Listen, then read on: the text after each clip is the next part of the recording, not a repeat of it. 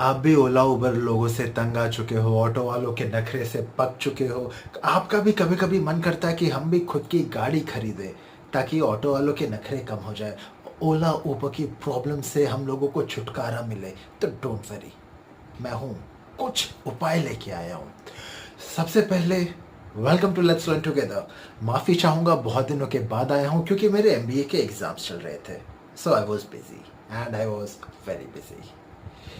Not a problem, but now मेरे exams ख़त्म हो गए हैं एंड कुछ ही टाइम में I will be MBA in finance and I am totally free now for you guys. सो अब मैं वीडियोस रेगुलरली बनाता रहूँगा।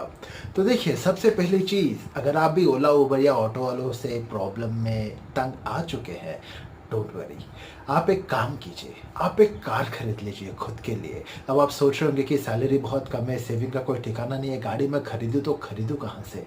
तो सुनो मेरी बात। देखो, क्या है ना, सबसे पहले अगर आप कार खरीद रहे हो तो भाई कार शो ऑफ के लिए नहीं, कार यूज़ के लिए खरीदो। जो कार खरीदोगे उसको कम से कम 9-10 साल चलाओ।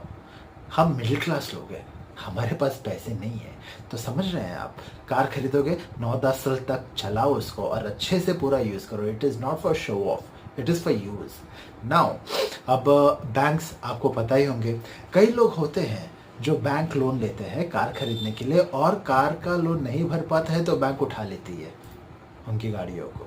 ठीक है, तो बैंक के वेबसाइट पे जाइए, जैसे एसबीआई है या एचडीएफसी है, आप उनके वेबसाइट पे जाइए, उनके ऑक्शन के पार्ट में देखिए कि कौन कौन सी गाड़ियाँ ऑक्शन के लिए अवेलेबल है।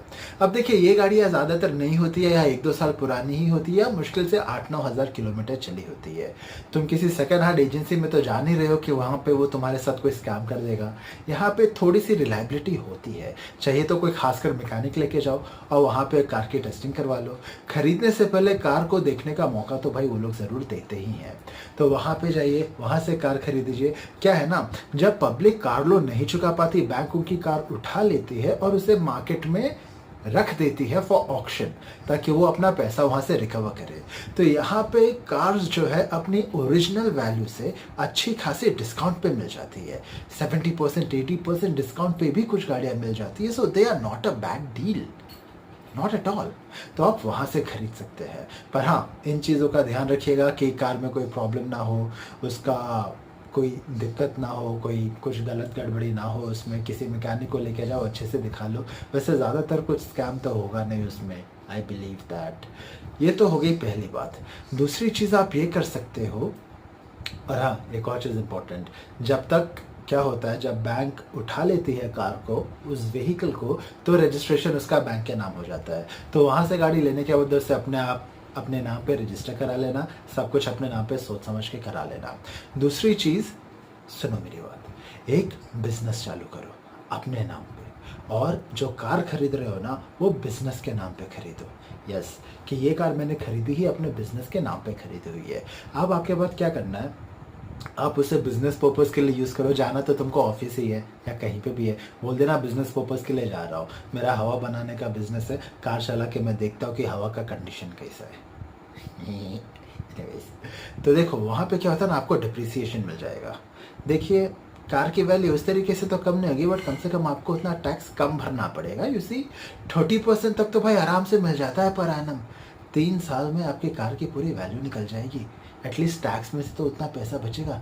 So this is also one way that you can use it. But keep one thing in mind, आप कार खरीदो, बजट के हिसाब से खरीदो, शो ऑफ के लिए नहीं। सैलरी कम है, छोटी सी हैचबैक खरीदो और उसको 9-10 साल तक चलाओ। As I always say, car is for use, not for showing off. और ऐसे वीडियोस लेके आता रहूँगा। Guys, please subscribe and have a good day. Tata.